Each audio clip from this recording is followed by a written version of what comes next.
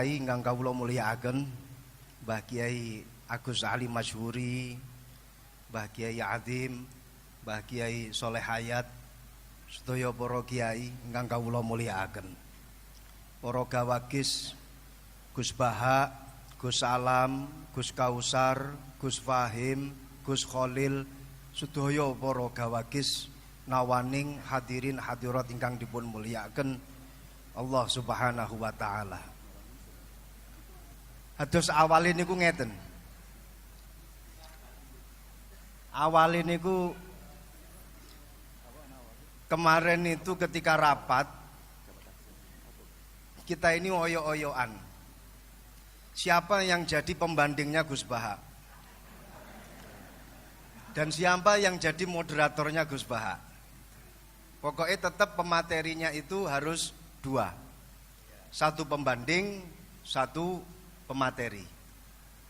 Ini karena Gus Kausar waktu rapat kemarin gak ikut. Akhirnya saya milih, saya siap jadi moderator. Saya kok mau dibandingkan sama Gus Baha, sorry.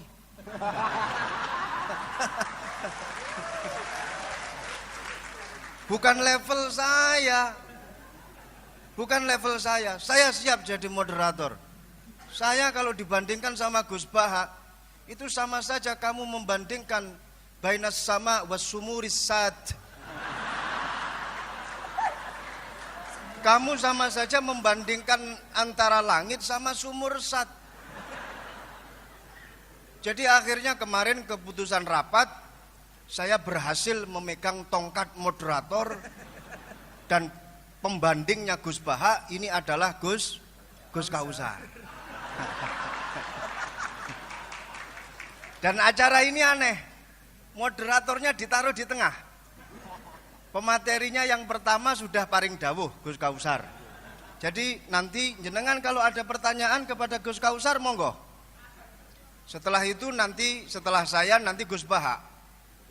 Jadi saya posisi moderator dan alhamdulillah ketika kemarin rapat saya berhasil menentukan diri sebagai moderator. Salah dhewe Gus Kausar mboten hadir ketika rapat. Dan ini memang cepet-cepetan kemarin. Ketika rapat itu cepet-cepetan. Saya bilang kepada Mas Dosi, saya harus moderator. Bukan bandingan saya itu Gus Baha. Sorry. Sehingga saya ini tugasnya untuk menghidupkan acara ini, sedangkan Gus Kausar nanti yang insya Allah akan dihisap oleh Gus Baha.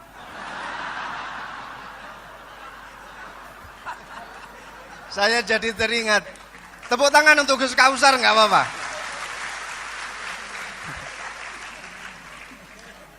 Saya jadi teringat di dalam kitab Yaqutun Nafis, Syarah Yaqutun Nafis. Itu ada satu cerita yang ditulis oleh Al Habib Ahmad Umar Asy-Syatiri. Habib Ahmad bin Umar Asy-Syatiri ini diperintah oleh gurunya Al Habib Abdullah bin Umar Asy-Syatiri. Habib Abdullah Asy-Syatiri romonipun Al Habib Salim Asy-Syatiri, Al Habib Hasan Asy-Syatiri. Beliau nulis kitab Yaqutun Nafis. Kitab ini disyarahi oleh putra beliau yang bernama Muhammad bin Ahmad Asy-Syatiri. Di situ beliau menceritakan ada seorang sayyid ini punya dua amat. Suatu ketika dua amat itu diajak tidur bersama. Amat, saya tidak akan menjelaskan amat itu apa dan apa yang dilakukan oleh sayyid dengan kedua amat itu. Tapi yang jelas ini bukan kasus milkul yamin yang ada di Jogja, lain. Ini dua amat betul-betul difungsikan oleh seorang sayyid tadi itu. Ketika dua amat itu sudah tidur di samping kanan kiri si sayyid, amat yang sebelah kanan itu berusaha menghidupkan apa yang sebelumnya itu masih tidur. Enggak usah saya sebut. Setelah yang mati sebelumnya itu hidup, amat yang satunya yang sebelah kiri itu langsung naik ke atas dan menikmati yang sudah hidup tadi itu. Nama gue Randi. Gue suka banget main Mobile Legends. Kalau yang ini kakak gue, Rani. Setiap gue main, dia selalu bilang, main sendirian aja, gak punya temen. Akhirnya datang juga. Masih kurang satu lagi. Mau ditungguin tapi kelamaan. Mau main Mobile Legends sama temen-temen gue gak? Akhirnya kita mabar juga. Kita saling cover. Terus ada yang serang tower. Kirain gak mau mabar, malah dia yang heboh sendiri. Mobile Legends, serunya bareng-bareng. Download sekarang.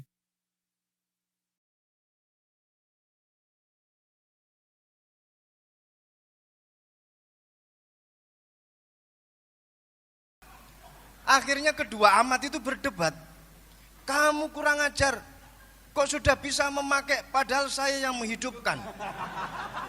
Di dalam bab Ihyaul Mawat, barang siapa yang menghidupkan bumi yang masih mati, maka dia berhak untuk SHM. Berhak untuk punya surat hak milik itu. Amat yang kedua bilang, enggak bisa. Di dalam babus soed, kalau kita sedang berburu, siapapun yang berburu, tapi kalau dia yang mengenai sasarannya, maka dia yang menikmati. Nah, ini kedua amat berdebat. Yang satu dengan hujah Ihyaul Mawat, yang satu dengan hujah babus soed.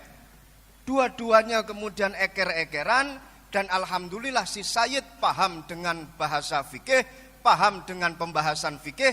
Alhamdulillah kedua amat tersebut kemudian dibebaskan, dimerdekakan oleh si Sayyid. Nasib saya dengan Gus Kausar sama. Saya yang Ihyaul Mawat, beliau yang soed. Saya yang menghidupkan, beliau nanti yang menikmati Gus Baha.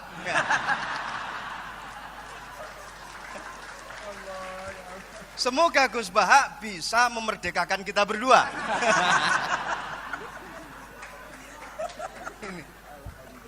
Jadi awal saya dijadikan sebagai dijadikan sebagai pembanding, moh tenan. Ngojo sampai jadi pembanding, pendamping saya gelem. Kalau membandingi orang yang alim itu enggak ada dasarnya. Tapi kalau mendampingi orang yang alim itu ada dasarnya. Ada. Jadi kayak Gus Kausar ini nanti hisabnya lebih berat bila dibandingkan dengan saya. Karena beliau memposisikan diri sebagai pembanding, saya pendamping. Kalau pendamping berarti dapat ganjaran karena mendampingi Gus Baha. Jelas mujalasah ma'al ulama ini jelas ayu julasa una khair ya Rasulullah. Jalsah yang bagaimana yang bagus ya Rasulullah? Dijawab yang pertama, jalsah yang bagus man dzakarakumullah ru'yatuhu. Kamu kalau melihat orang itu terus ingat kepada Allah, kamu berarti dalam jalsah yang bagus. Lah panjenengan lihat Gus Baha kan langsung ingat kepada Allah. Minimal kerentek nang jero ati, kok yo enek makhluke Gusti Allah kaya kene iki.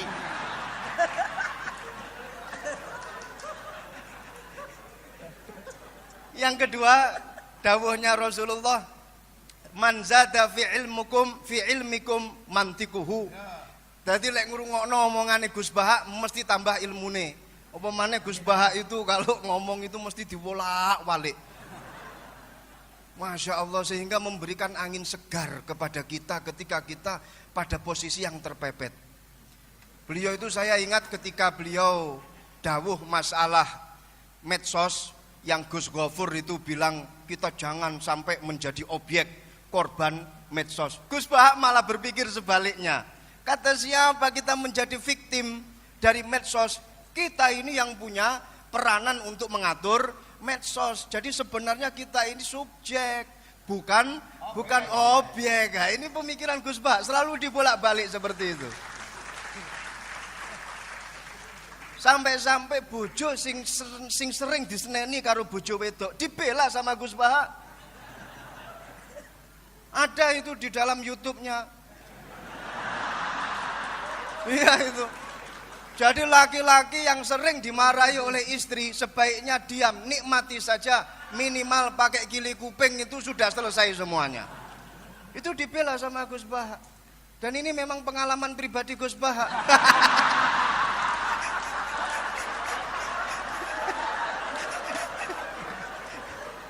Itu yang saya herankan. Ngono kuwi lho ya nemu dalile. Inna aksara ahlil jannah al-bulhu. Ngono ya digawe. Sesungguhnya penduduk terbanyak di surga itu wong-wong goblok. Ya Allah, sampai wong goblok kayak dibelani karo Gus Baha. Jadi memberikan angin segar kepada kita-kita yang bodoh. Kelak nanti di akhirat kita akan reunian di surganya Allah. Amin, amin. Jadi ini saya melihat beliau ini sudah ahlul hikmah. Tapi bukan hikmah masalah perdukunan, bukan. Ahlul hikmah. Sudah apa namanya at-takamul fil fahmi al-aqiq wal ma'rifah wal khibrah. Jadi antara pemahaman beliau dengan ma'rifat beliau, muga-muga dadi wali, minimal wali murid, dan juga khibrah pengalaman beliau ini sudah tampak semuanya. Ini intelektual yang sebenarnya ya seperti Gus Baha ini. Jadi nggak usah melihat casingnya saja, yang penting pulsanya. Nggak usah melihat casing. Beliau ini adalah the real intellectual person who engage in critical thinking, research, and apa namanya reflection about society. Rodok lali nih. Gus ini Gus Baha ini niki. Jadi duwe pemikiran kritis, terus matur ngoten duwe pengalaman, sampai pengalaman karo bojo ya sak pirang-pirang. Diseneni bojo ya tetep meneng wae. Muga-muga dikancani karo singa loro kaya dene Imam Ahmad Al-Badawi. Beliau ini kemana-mana selalu bawa pengawal. Yang mutu-mutu ini bawa pengawal. Sudah itu sebagai pengantar pendamping. Sekarang kita masuk pada materi inti. Monggo Gus Baha, jenengan mau ngomong apa saja monggo. Mau mengkonter apa yang telah didawuhkan oleh Gus Kausar, saya malah alhamdulillah. Silahkan, saya hanya sekedar wasilah menghidupkan acara ini saja. Dengarkan baik-baik, HP di silent. Ya, kalau kentut usahakan jangan sampai bersuara. Usahakan jangan sampai mambu entute. Kepada beliau kami persilahkan. Tepuk tangan, nggak apa-apa, nggak apa-apa, nggak apa-apa.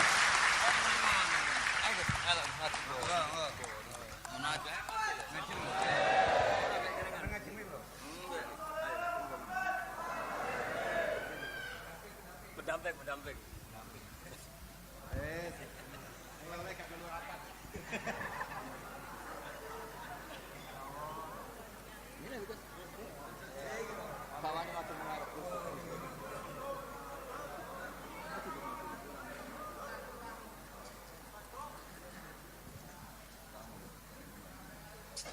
Assalamualaikum warahmatullahi wabarakatuh. Bismillahirrahmanirrahim. Allahumma sholli wa sallim ala sayyidina Muhammadin wa ala alihi washabbihi asma'in nama ba'du. Sedanten ingkang kula hormati wabil khusus teman bapak kula Kiai Haji Agus Ali Masyuri. Beberapa kiai yang tanpa ngurangi rasa hormat saya hormati semua. Ini ada beberapa Gus. Ini saya ngaji insyaallah 1/4 jam. 1/4 jam nanti yang menghisap Gus Kausar berapa Gus? 10 menit. Begini, sebetulnya saya membela semua umat Islam itu ahlul jannah. Karena saya ini ibarat marketing. Kalau orang Kristiani itu kan setiap orang mati sudah tenang bersama Bapak di surga. Jadi kampanye itu menarik sekali. Sementara kita sudah kiai, sudah imam masjid, sudah ulama, masih saja dikhawatirkan su'ul khotimah. Ini kalau kampanye ini tidak imbang, ini nanti saya takut kalah. Makanya saya bilang pokoknya semua orang mukmin itu ahlul jannah. Karena memang asli hadisnya seperti itu, man qala la ilaha illallah dakhalal jannah. Bahwa kemudian ada beberapa kiai yang mungkin wataknya itu pesimis, kemudian bikin sekian aturan-aturan yang sebetulnya itu cerminan dari pesimisnya, terus akan-akan masuk surga itu susahnya bukan main. Nah itu saya tidak setuju karena tadi pasti kalah dengan kampanye sebelah yang setiap orang mati dibilang sudah tenang bersama Bapak apa? Di surga. Jadi ini penting. Terus kedua saya bilang agama ini sudah begitu baik. Masa kunci surga sudah dibocorkan, miftahul jannah la ilaha illallah. Masa sudah pegang kuncinya nggak jadi masuk surga, itu kan aneh. Ya sudah masuk saja, tapi tidak usah minta bantuan saya, masuk aja, kan sudah pegang kuncinya. Terus ketiga, kenangan terburuk saya ketika jadi kiai itu gini, saya ada beberapa guru SD datang ke saya. Ini agak-agak masalah besar. Gus, boleh enggak buka ujian nasional yang masih disegel? Semua guru bilang enggak boleh, itu kriminal kan. Ada satu guru yang bikin analogi agak kacau. Boleh saja. Wong ujian di kuburan saja dibocorkan para kiai enggak apa-apa. Itu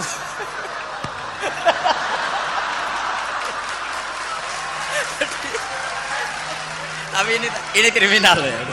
Perhatian kepada kiai, nggak boleh memukul pemateri.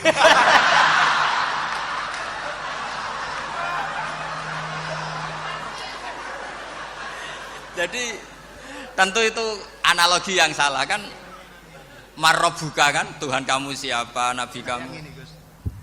Tuhan kamu siapa, Nabi kamu siapa, imam kamu siapa. Ini kan sudah dibocorkan oleh para kiai. Artinya apa? Nak raiso jawab kebablasan gitu. Terus guru ini berpikir kalau ujian akhirat sekrusial itu saja bisa dibocorkan, kenapa ujian nasional tidak boleh? Tentu ini kias yang salah, saya tidak ngajari seperti itu.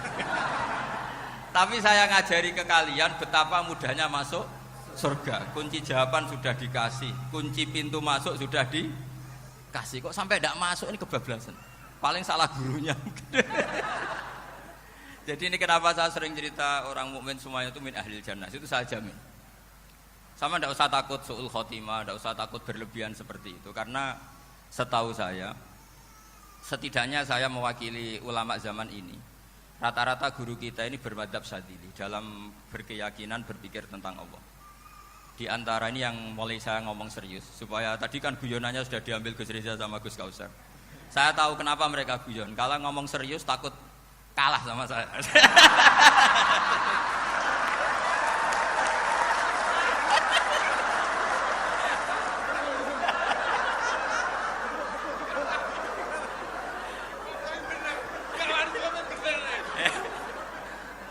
Karena saya ini sudah terkenal pemikir serius, jadi artinya itu satu kepintaran mengalihkan. Ya, oh ya, sudah itu satu kecerdasan.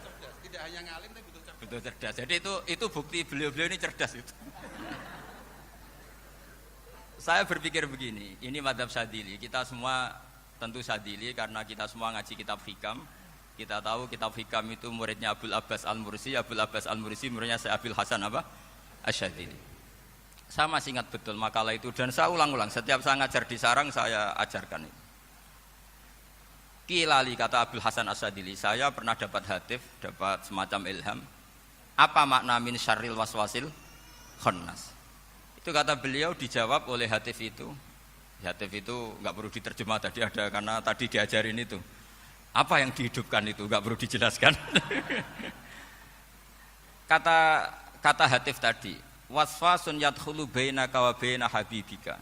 Yunsika altofahu alhasanah wa yudzakiruka af'alaka asayah wa yukassiru indaka dzatas shimal wa yuqallilu indaka dzatal yamin liya'dila bika an husnidzanni billah ila su'idzanni billah. Jadi yang dikatakan waswas adalah kamu digiring untuk hanya ingat sisi-sisi kamu yang negatif, dilupakan bahwa Anda punya sisi-sisi yang positif. Misalnya seperti ini, mungkin secara fikih tadi banser-banser tegas, wah ini masalah lelaki perempuan dipisahkan gini-gini. Tapi kenapa Gus Ali bilang ya sudah gini gak apa-apa. Sebetulnya ada rukhsah itu karena ini di depan umum. Yang paling pantangan Nabi itu la yakhluwanna rajulun bimra'atin. Ini ada yang menjaminnya gitu. Malah khawatir saya di sini dipisah tapi setelah berduaan nggak bisa. Jadi toleransinya karena ini di depan umum. Itu masih ada toleransinya. La yakhluwanna rajulun bimra'atin. Begitu juga ketika kita dosa, misalnya kita dosa. Orang Islam setiap dosa itu pasti ingat salahnya, kemudian istighfar. Dan ketika satu kebaikan dibandingkan keburukan, itu kata semua ulama, karena sayyi'ah itu bernilai 1, kebaikan bernilai apa? 10. Itu masih surplus berapa? 9. Jadi itu cara berpikir Abu Hasan Asyadzili. Kenapa kamu harus berpikir positif tentang Tuhan? Sekali berpikir tentang negatif itu bahaya betul. Misalnya begini, kamu berpikir tak rewangi dadi kiai, sujud, rukuk, ternyata aku tetap mlebu neraka. Gunane apa? Itu menurut saya kan nggak punya akal. Sujud itu satu kelaziman menghamba kepada Allah. Normalnya seorang hamba itu ya sujud. Kemudian gara-gara kamu ingin masuk surga, terus logika kamu dibalik. Gunanya apa saya sujud? Ternyata saya masuk neraka. Itu pertanyaan yang benar-benar bodoh dan itu menjadikan Allah benci. Logikanya dibalik begini. Ini saya ngomong serius karena ini bentuk kemenangan saya ini bentuk kemenangan saya. Saya berkali-kali ngomong di kota pelajar di Jogja karena banyak pengujinya juga. Bukan sekedar pendamping tapi penguji. Banyak yang profesor, bukan sekedar dokter, banyak yang profesor. Jadi biar ini dok. Begini, saya pernah ditanya sama seorang dosen, Gus, saya ini ngaji hadis banyak, tapi ada yang saya tidak paham, yaitu mangqala la ilaha illallah dakhalal jannah, ada kalimat wa in zana wa in saraka. Meskipun pernah zina, pernah maling. Ini kan seakan-akan mentoleransi perzinaan dan pemalingan. Terus saya bilang, oh makna hadis itu seperti ini. Jadi kebenaran absolut, kebenaran yang mutlak itu tidak akan terganggu oleh status perilaku seseorang. Saya berkali-kali memberi contoh. Orang yang ditangkap KPK akan bilang 1 + 1 2. KPK-nya juga bilang 2.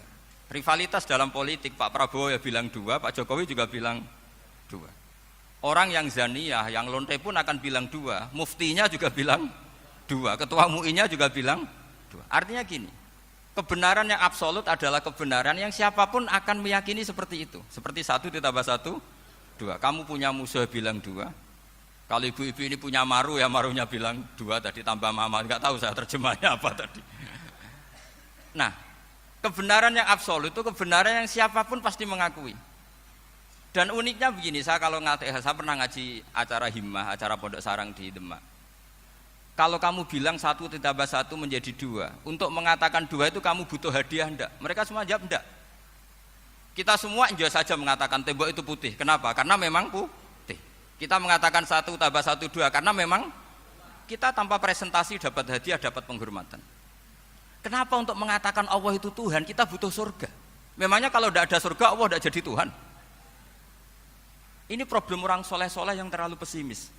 Makanya nanti orang-orang soleh itu masuk surganya berat. Tapi kalau orang alim lebih gampang kira-kira seperti itu.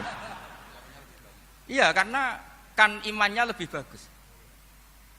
Dalam hadis qudsi Allah ini yang dibuli orang-orang soleh. Laulam akhluk jannatan wala naron alam akun ahlan an uto'a, dalam hadis qudsi itu.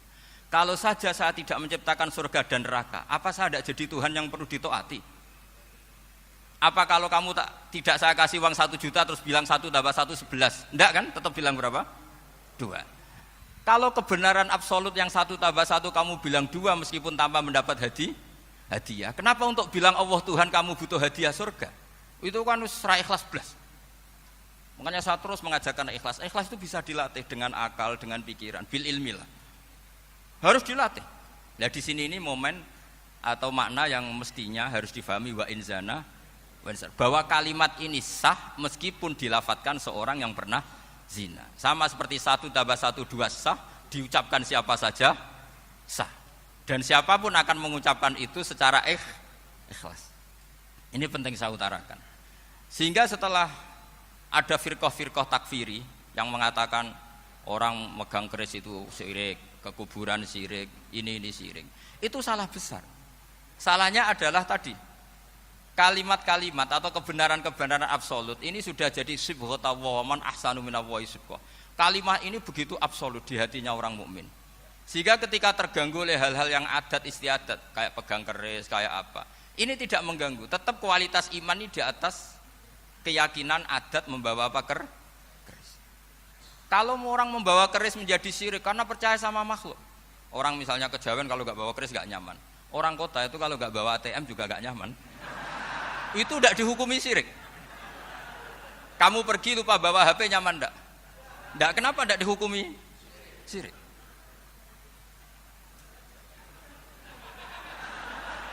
Lah, ya. Jadi ini logika-logika. Jadi makanya ini Gus Reza boleh ngeritik saya. Saya tuh berkali-kali bilang, saya termasuk ulama yang mau bikin gerakan cangkem elek.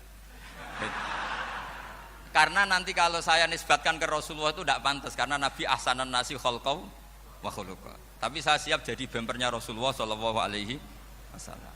Pernah ada diskusi di Jakarta, ini kisah nyata. Apa dalilnya setelah sholat salaman? Mana hadisnya? Itu dijawab hadisnya tentu kita kesulitan. Kalaupun ada hadisnya dhaif semua yang masalah musafahah. Akhirnya mau tidak mau dijawab pakai cangkem elek. Boleh enggak kamu setelah salam nyalain HP yang off? Boleh. Boleh enggak ke kamar mandi? Boleh. Oh berarti kencing boleh, nyalain HP boleh, yang enggak boleh itu ingat Allah. Karena mereka mengkritik wiridan, ngeritik salah salam. Akhirnya mikir deh. Ada enggak hadisnya orang setelah sholat nyalain HP? Enggak ada kan? Tapi mereka nyalain HP enggak hambatan, tapi untuk salaman masalahkan. Ke kamar mandi boleh, tapi untuk wiridan enggak boleh. Akhirnya mereka sadar, oh iya, lama-lama dibisi gini yang kelompok itu, kamu itu korban aliran supaya kamu enggak ingat Allah, ingatnya HP-nya. Sehingga orang wiridan kamu kritik, orang nyalain HP enggak kamu kritik. Itu kelompok itu adalah kelompok orang-orang yang supaya orang Islam itu lupa Tuhannya. Itu gerakan cangkem elek, tapi jadikan orang sadar. Jadi ini penting. Jadi kalau kamu tidak bisa bela agama dengan jalan yang lurus karena tidak bakat gitu, nggak apa-apa pakai cangkem elek tadi, karena nggak mungkin gerakan ini dinisbatkan kepada Rasulullah Shallallahu Alaihi Wasallam. Kalau soal sanad, saya punya sekian sanad tentang itu, tapi tidak usah kamu ikuti. Ada orang tanya, ya Pak Kiai, kalau setan dibakar di neraka panasan enggak? Ya panasan. Lo kan setan dari api, ngapain harus panasan? Kan materinya sama. Terus Kak Kiai tadi gak kesulitan, dia ngambil pasir, disawur di wajahnya. Wah sakit Kiai, kamu kan dari tanah, kena tanah kok. Jadi itu ada sekian, artinya gini ya, kalau kesulitan jawab pakai baik-baik ya sudah pakai cangkem elek itu aja karena. Tapi tentu kan gerakan ini tidak mungkin dinisbatkan kepada para nabi. Tapi saya pastikan meskipun nggak bisa dinisbatkan kepada para nabi dari segi cangkem elek tadi, tapi secara semangat itu sama. Saya punya sekian contoh. Bener Gus Riza tadi gojok saya sengawur-ngawurnya itu masih punya sana. Itu pas saya ngawur pun masih punya apa? Sana. Nabi Ibrahim itu ketika faja'alahum juzatan illa kabiralahum itu, si berhala paling besar dikasih kapak. Ketika mereka geger, ini siapa yang memecahkan berhala-berhala kecil? Kata mereka, sami'na fata yadhkuruhum yuqalu lahu Ibrahim. Ya kira-kira Ibrahim lagi. Terus Ibrahim didatangkan, siapa yang melakukan ini semua? Ini jawaban Nabi Ibrahim, bal fa'alahu kabiruhum hadza. Ya tanya yang bawa pedal, saya kan tidak bawa. Terus kata orang-orang, otak kamu itu di mana? Masa berhala disuruh nanya, kan nggak bisa ngomong. Ibrahim kembalikan, uffil lakum walima ta'buduna min dunillah. Lalu otak kamu di mana? Sudah tahu tidak bisa ngomong kok disembah gitu. Itu ada kata uffin loh. Uffin itu kalau diterjemah kira-kira ya agak-agak jancuk gitu. Kira-kira seperti itu.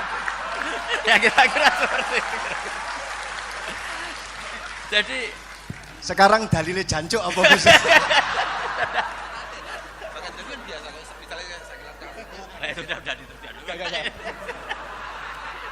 Gimana?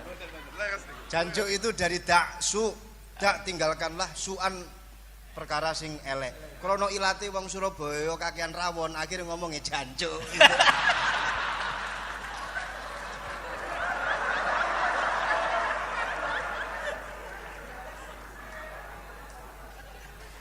Jadi mulai dulu melawan kebatilan itu harus pakai logika yang vulgar. Karena memang nggak mungkin dengan bahasa-bahasa priayi itu nggak mungkin. Dan ini penting saya utarakan. Nah, kalau nanti nggak mungkin dinisbatkan kepada Rasul karena Nabi adalah ahsanan nasi khalqa wa khuluqa, kita yang ngambil alih saja. Gus Reza, saya, Gus Kaustan ini cara cangkem elek kan pantas. Luas. Selain bakat ya sudah natural. Karena memang itu cara kita menjelaskan kebenaran. Saya ulang lagi, itu cara kita menjelaskan apa? Kebenaran. Mau tidak mau. Saya pernah ditanya sama seseorang, Gus, beberapa nabi itu kan poligami itu bukti hipersek. Karena yang tanya itu orang nasionalis yang nggak pati senang Islam. Terus tak balik tanya, perempuan itu makhluk lemah ndak? Iya lemah. Kalau nolong lama satu itu gimana? Ya baik. Kenapa nolong dua jadi tidak baik? Harusnya kalau nolong tiga tidak baik. Tapi saya tidak dukung poligami. Ini cerita saya. Setidaknya mereka jadi ingat. Saya itu pernah ditanya agak-agak orang ateis. Dia benci Islam tapi neliti Islam. Pertanyaan kedua, kenapa dalam perang itu seakan-akan Nabi itu perampok, hartanya orang kafir disita kemudian menjadi ghanimah? Itu kan kayak ngerampok. Terus saya tanya gini, kalau ada penjahat ke rumah kamu kemudian pakai senjata api, setelah kamu ringkus, itu senjata api kamu kembalikan apa kamu sita?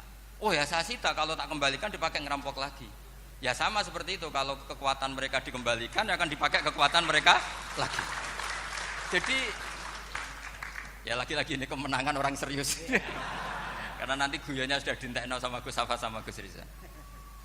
Nah kenapa saya ngajar begitu rileks, begitu santai? Karena pikiran saya sederhana. Fa innal uqula muttarratun ila qabilil haq. Akal sehat pasti dipaksa menerima apa?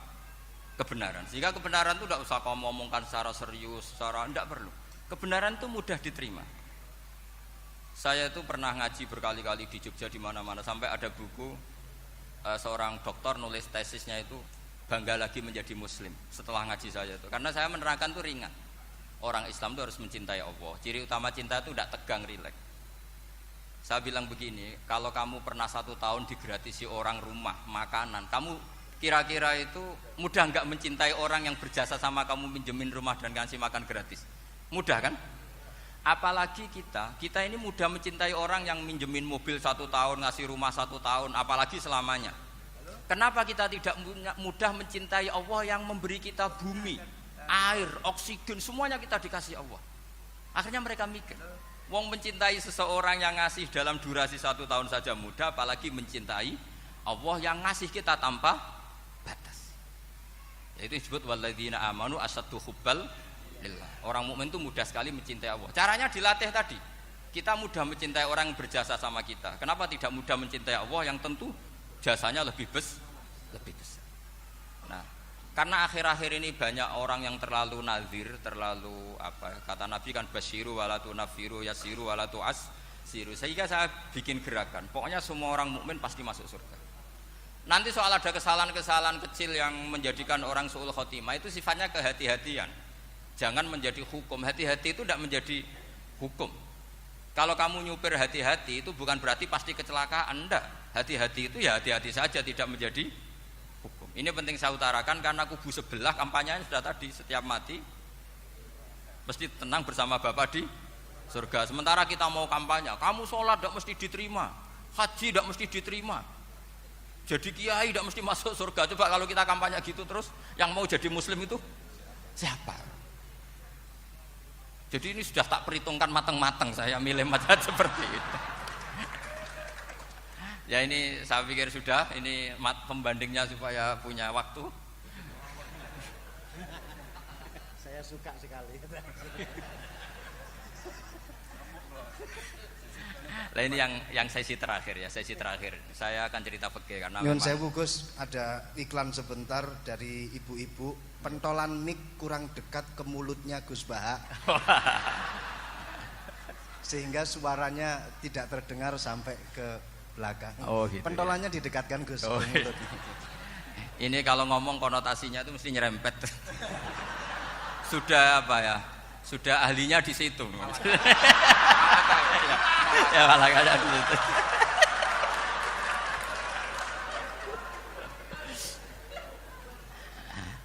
Dalam sesi terakhir saya cerita pentingnya pembanding. Imam Rafi'i itu yang ngarang kitab Muharrar. Kitab Muharrar ini adalah ringkasan dari kitab Al-Wasit. Al-Wasit itu karangannya Imam Ghazali. Al-Wasit sendiri ini khas ngaji NU karena NU maknanya Nahdlatul Ulama, gerakan para ulama. Jadi kalau nggak ngerti alim-alim seperti itu ya ada NU. Sebenarnya sampai itu pasnya Nahdlatul Ummah, gerakan umat. Tapi kan sudah jadi partai politik Nahdlatul Ummah. Karena yang katakan NU itu Nahdlatul Ulama, gerakannya para ulama. Imam Rafi'i itu berpendapat sujud itu cukup pakai batuk, pakai jidat. Itu dalam kitab Muharrar. Wal asoh anna sujud yasihu mau cukup biwat iljabah. Ketika Imam Nawawi mentasih kitab Muharrar namanya Minhajut Thalibin, itu mengkritik Imam Rafi'i. Kata beliau, Sujud itu untuk sah harus melibatkan 7 anggota karena berdasar hadis umirtu an asjuda ala sapati a'zumin, yaitu al jabhah wal yaden warukbaten wal kodamen, yaitu jabhah 2 tangan, 2 lutut dan 2 kodamen.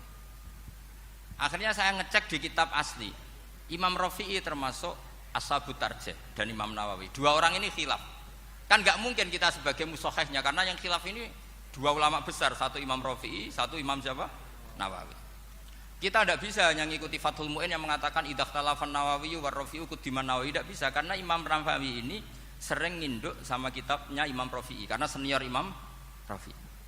Setelah saya cek di kitab kitab asli Mamba ya, satu sumbernya semua madzhab Syafi'i. Ternyata Imam Syafi'i nak ngedikan hanya begini. Wa uhibbu, saya suka setiap orang Islam sujud itu melibatkan 7 anggota karena itu aman, pasti sah. Tapi wayah tamilu, kata beliau, tapi mungkin saja sujud hanya watul jabah itu sah. Kenapa kata Imam Syafi'i? Liqaulihi sallallahu alaihi wasallam atau li du'aihi sallallahu alaihi wasallam fi sujud sajadalaka wajhi wa sam'i wa basori. Nabi ketika sujud itu hanya berdoa, ya Allah sujud kepada engkau wajhi wa sam'i wa basori. Nabi tidak menyebut wayadi wa rukbati wa qadami. Sehingga saya berkali-kali bener kata Gus, saya ini pembela umat sing sujute 7 anggota ya taklem pantes dadi Rais Suriah. Gitu. Yang sujute bathuk tok ya tetap sah ngikuti mazhabnya Imam Rafi'i. Meskipun itu tidak saya anjurkan. Tentu tidak saya anjurkan. Alasannya Imam Syafi'i tadi, Rasulullah pernah berdoa dengan kata-kata sajadalaka wajhi, bukan diteruskan wayadi warubati wakoda. Sehingga fal khilaf huna bakin ala khiddati kalau dalam bahasa fikih. Khilaf biar tetap sesuai aturan khilaf masing-masing. Enggak perlu kamu menggugurkan pendapat Rafi'i yang mengesahkan sujud hanya pakai jabah. Ini penting karena tadi seperti saya katakan, yang sujud anggota pitu ya masuk swarga mergo pintere, sing nganggo bathuk tok yang mlebu swarga mergo gobloke tadi, karena aksaru ahlil jannah al-bulhu. Nah, ini mazhab saya. Jadi saya itu ingin umat Islam itu baik-baik saja. Ya, karena tidak mungkin. Nah, kita tidak bela Islam di zaman akhir tidak mungkin, karena di kubu sebelah kampanyenya sudah seperti itu. Kalau kita ngomong ikhtiyat, kiai ra mesti mlebu swarga, sing salat ngethuk ra mesti husnul khotimah, wah kan jadi repot. Saya ini pengagum teori ikhlas, dilatih bil ilmi. Saya ulang lagi, dilatih bil ilmi. Saya ini malunya tadi saya mengatakan 1 tambah 1 2 itu meskipun tidak ada yang memberi hadiah tetap saya katakan 2. Saya mengatakan air itu dingin, tidak ada yang ngasih hadiah, saya akan bilang kalau air itu dingin, kalau api itu panas. Untuk hakikat-hakikat seperti itu saja saya jujur tanpa ingin imbalan. Tapi ketika hakikat mengenai Allah kok saya minta imbalan surga dan neraka, ini apa-apaan? Kira-kira gitulah, Rais Suriah macam apa gitu.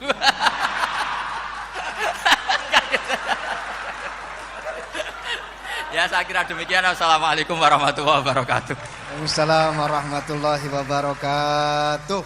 Alhamdulillah. Baru kali ini ada seminar yang dikritik terus sama pemateri itu pendampingnya. Mestinya pembandingnya.